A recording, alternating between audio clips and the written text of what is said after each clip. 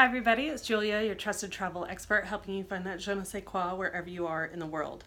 And today's travel tip is all about inclement weather. And in fact, the tip I want to leave you with, or I want you to remember, is that there is no bad weather, only bad clothes. I'm about to head to Europe for about 3 weeks, and I know a lot of people would think, oh my God, why are you going to Europe in November, December? I mean, it's going to be miserable and cold and wet. Well, I went to Ireland last year in November. Another time, I was terrified that it was going to be miserable, cold, and wet. And you know what? It really wasn't, because I was prepared. I had the right clothes, I had enough layers and warm things to wear that I really was not bothered. So the benefit of going in when the weather is going to be bad, supposedly, is that you get often lower prices and far, far fewer crowds. So I want to encourage you to really think about going to Europe, or shall we say non-traditional places during our winter time, because it can be fabulous. The things that you need to know, or the right clothes to have to make sure that a little bit of inclement weather doesn't ruin your trip.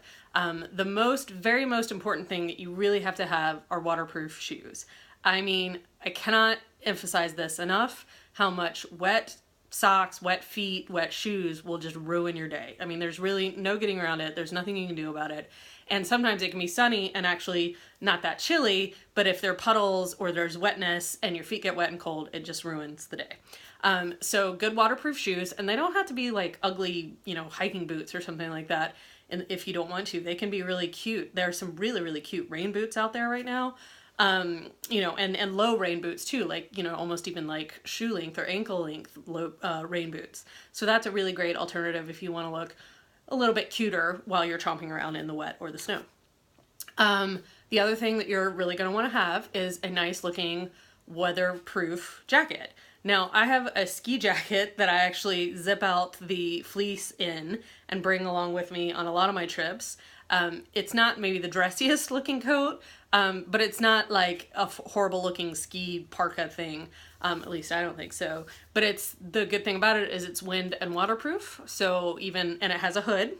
That's important. So even if I'm out walking and I don't happen to have an umbrella with me, because umbrellas I know can be a pain to cart around, I at least have a hood and it zips way up and it protects me from the elements.